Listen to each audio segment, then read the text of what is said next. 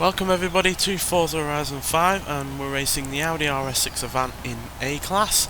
So this car's from 2021, and yeah, it's still got the same power and engine as before, but the handling has been massively upgraded and the weight has been massively reduced as well. But we'll see how it performs in this race first before we talk about what I've done to it some more.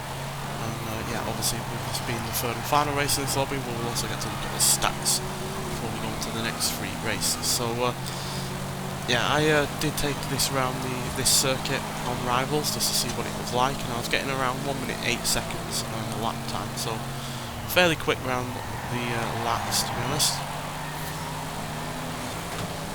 So yeah, which, considering it's still a 4,004 pound weighing car, is pretty impressive, to be honest. That Jaguar had missed the checkpoint, giving us 4th place.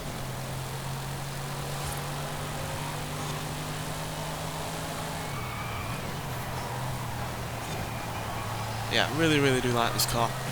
I'm sure you could upgrade it into S2 class or S1 class, whichever one's above this, and get a perfectly great car as well, but I really enjoyed what I made out of it in A class, so I decided to stick with this.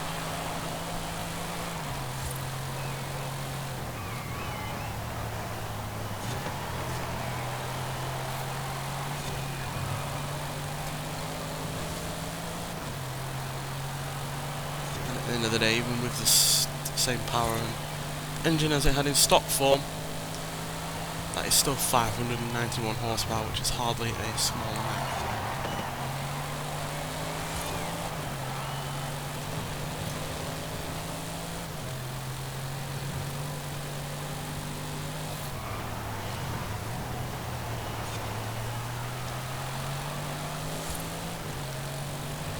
Sure, that Mustang has more power than us, but it doesn't seem to have handling.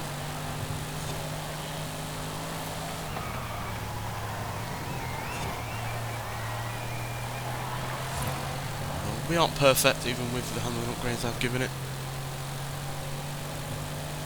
Certainly better than it was in stock form.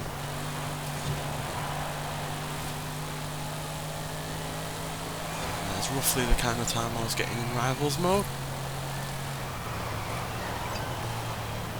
Pretty consistent car in terms of racing around.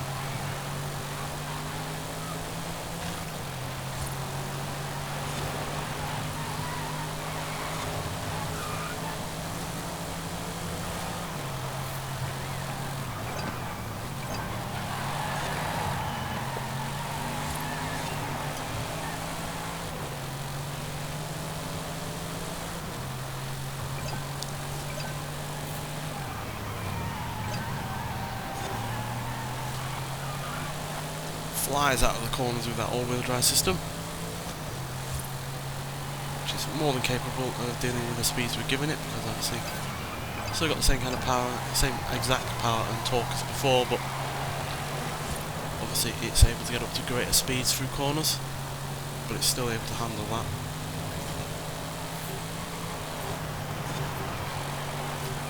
Pretty fun race with the Mustang there, but it did have the edge on us over us in terms of pure straight line speed, no doubt, because it is lighter and as powerful, if not more powerful than we are, because in stock form I think that I already had 385 horsepower, which is a fair decent amount. So yeah, but I'm pleased with that, and yeah, pretty much getting the exact same kind of time as I was on Rivals mode, so fairly consistent in that regard. But that was the third and final race in that lobby, so we'll move into a new lobby where we'll see the stats of the car before we start the races, and then we can talk about it some more. So yeah, let's get into that lobby.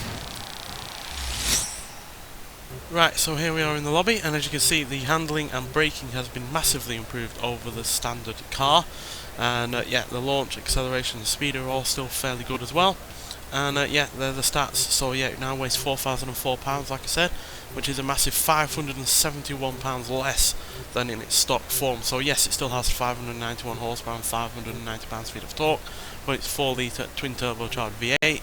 But it's now got more than more than 500 pounds less in the way of weight to lug around. So yeah, might not actually have more power, but it feels like it has more power because, you know, that's a drastic reduction in weight. And yeah, add on to that, it's also got the fact that that is sport weight reduction, by the way, not race weight reduction. So could have gotten below £4,000, but I didn't want to prioritise just weight. So it now has wider front and rear tyres. It's got street flywheel to make the engine rev a little bit easier. It's also got race brakes, so we can stop quicker. Race suspension, race anti-roll bars front and rear, a race clutch, race driveline, and yeah, like I said, all of those weight reductions combined to make £571 less in weight. So, but yeah, which is a drastic amount. And obviously the suspension and the wider tyres front and rear make this a better handling car as well as obviously not having to deal with the extra weight. So yeah, overall really pleased with the upgrades I've given it. Whether or not they're competitive or not, I'm not sure, but they certainly help make this an even more fun car to drive.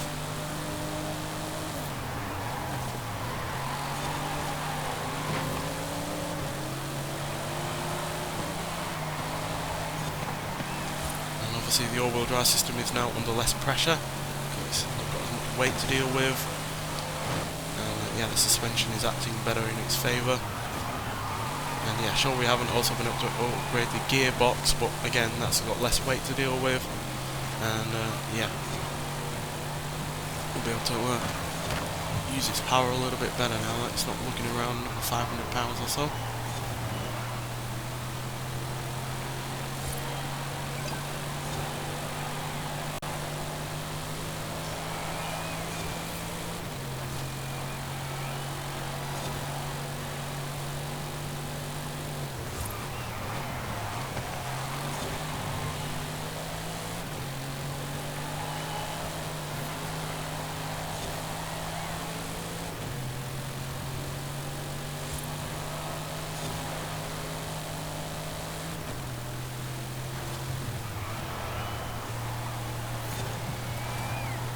Oops, somebody had an accident there.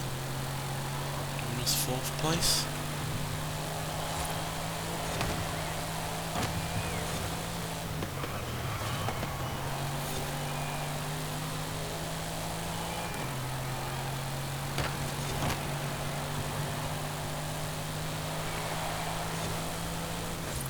And the best thing about not having to upgrade the engine is the fact that it still sounds as good as it did in stock form, which was, yeah, it's a really, really good sounding V8 on this, so at least we didn't have to spoil that. Any extra turbocharging or new exhaust or anything like that.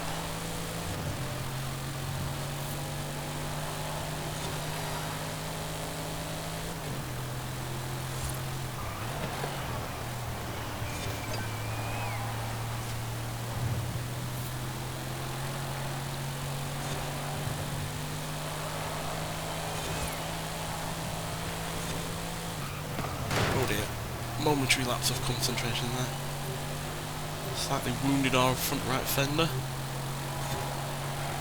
but at least we didn't lose a place for doing that. So yeah, it's probably not the best at circuit racing. It's this, I think this is the kind of car that is better at sprint racing, because that's the second time now we've only come top 5 in a circuit race, but still, reasonable good time there. We're ahead of the Trueno in terms of its lap time, as well as the Honda Civic from 1997. And the Lexus RCF from 2020, which I don't even think attempted to finish. So yeah, decent start to this lobby. And yeah, there's been a marginal decrease in acceleration time.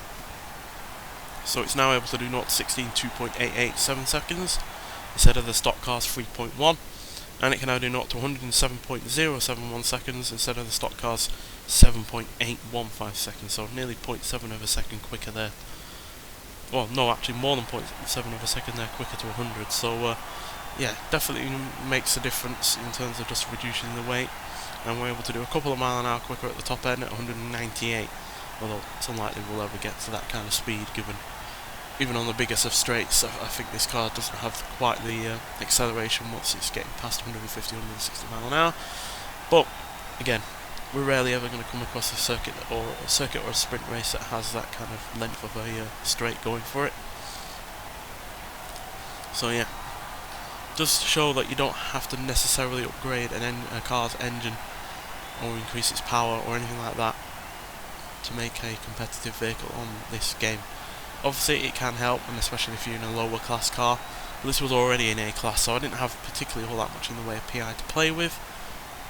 So yeah, I prioritised handling and braking and generally getting the weight down to make it a more controllable vehicle, and I think it's on the whole a successful effort. Maybe could have balanced it out a little bit more, given it a little bit more power to go along with that reduction in weight, but yeah, like I said, it doesn't matter at the end of the day how you upgrade it, it's whether or not you're enjoying the car to drive online in the first place. And yeah, since this is easily one of my favourite cars to be added to the festival playlist, you know, I'm already going to enjoy it regardless of what I do to it. So yeah, and I do at the end of the day think I've made it a better driver's car. What the hell's going on with the camera? Yes, we can see the tarmac, thank you. Right, so we are on a sprint this time.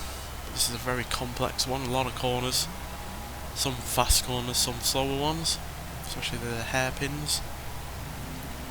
So yeah, it's going to be interesting to see what we can do here, but we have plenty of torque to deal with the incline.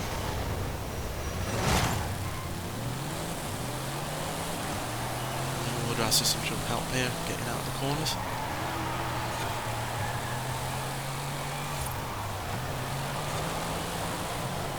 But it does have a lot of understeer at times. Did not help. Yeah, that's still a trait with this car, even with the upgrades. It still has that Audi typical understeer at times.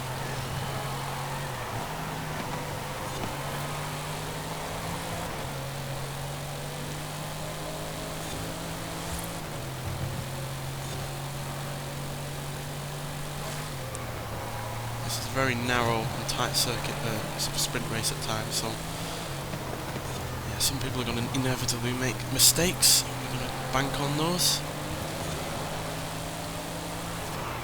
I wouldn't trust a Lamborghini down here, or up here even. Especially not an older one, like that Diablo. As much as I love that car, it's not a particularly great racer. Especially in its standard class. Much better in a class above this one, I feel.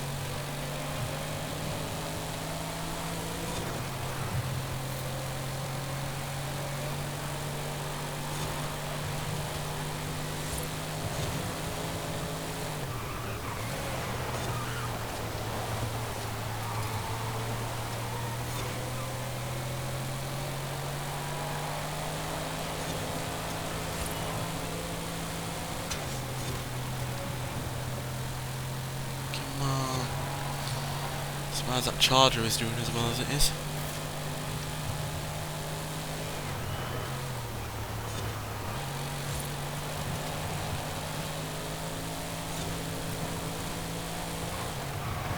Oh dear, understeer again. The RX-7 has had an issue.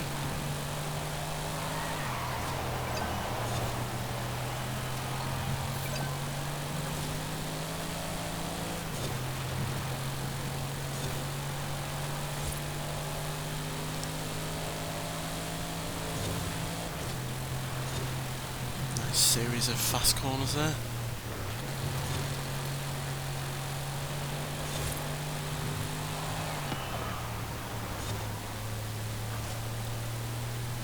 Yeah, I do feel like we're a little bit outclassed in some regards.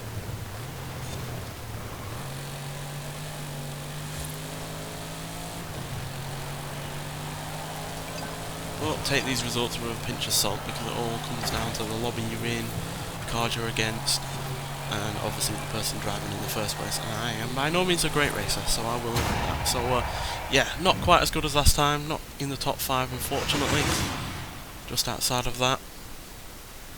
But yeah, I feel if we didn't have the understeer issues, especially towards the beginning, we would have done a little bit better, but that's just the way it goes, I guess. But up against some really rather quite good cars. I'm surprised the Lamborghini did as well as it did. The Charger fell back a bit, that was keeping up with the Lamborghini, but then the Ferrari got ahead. But still, we're in the top 5 with points overall, so yeah, if we can stay in the top 5 for the lobby, I'll be happy with that. I never expect wins on these races at all, because like I said, there's a huge number of variables that can go on to ruin one's race or go against you as a competitor on these. So yeah, no guarantees in these races, but that's why I do prioritise the car I'm driving over whether or not it's competitive or not, because it can be the most competitive vehicle in the world, but if you're not enjoying it and you're in a lobby that isn't enjoyable to be in, then you're going to have another bad time just driving the car in the first place. So yeah, I always feel like as long as I'm in a car that I enjoy driving, it doesn't matter about the end result. That's just the way I see it. So yeah, we're in second position to start with a Beetle of all things in front of us. We've got the Civic that hasn't been doing particularly well in third. The RX-7 had a bit of an issue in that previous race. Potentially in a good spot to start with, but yeah, it's all about whether or not we can maintain it after the fact.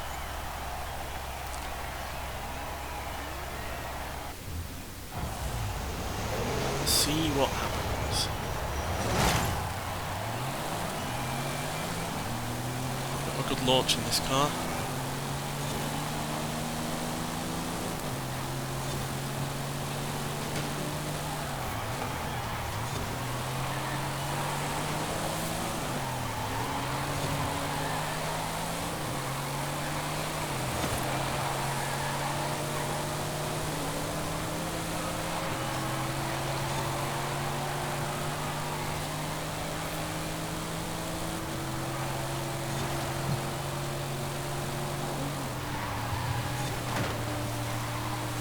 Turn into me, you know I'm there.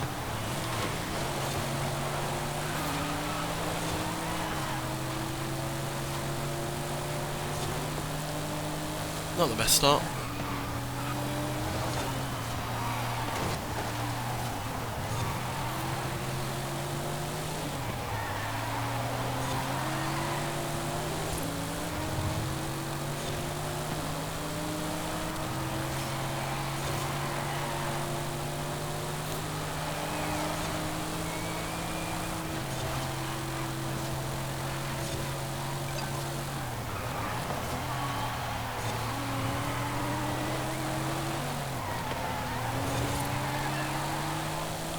Up by this Toyota, which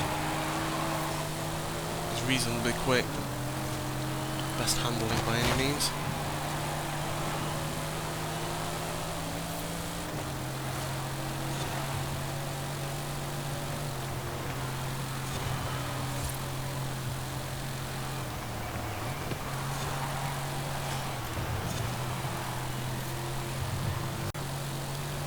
Much more of a better drift car than a racer.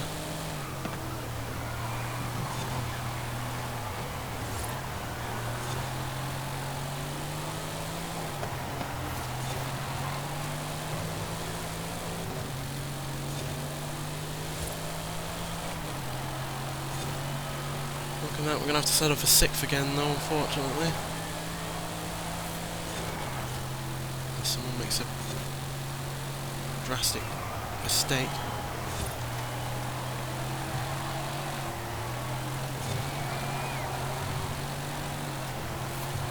I'd wish such a thing on anyone. I have made them myself.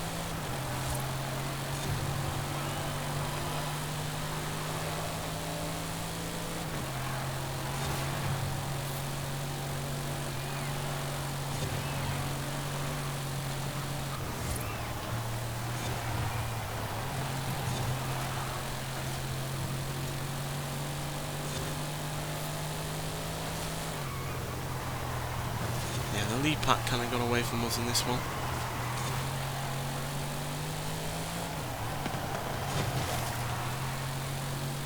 Guess you could rely on the standard handling of this car and the all-wheel drive system and just massively boost the power, but I don't feel the car will be fun enough to drive in that kind of state. So yeah, have to settle again for 6th there. So 4th place in the first race in this lobby and 2 6th positions. So not brilliant by any means. Decent lap time though, ahead of everyone else behind us, but quite a ways behind everyone in front. Despite that charges as quick as it is. But then it's probably had massive amounts of upgrades because it was already in, I think, D class or C class originally, so yeah. But we stayed in the top 5 at least. so I am pleased with that. That is what I was aiming for, so yeah, that's good enough. But yeah, it does go to show that you can make a car as good a handling as a car as it can in A-Class as all you want, but that does not necessarily mean it's going to be a winner. So yeah, but at the end of the day, it's all about compromise, and yeah, I compromise on necessarily being competitive as long as I find a car to be enjoyable to drive. So yeah, and it is a far enjoyable car to drive. Nonetheless, so thank you for watching, and I'll see you in the next one. Bye.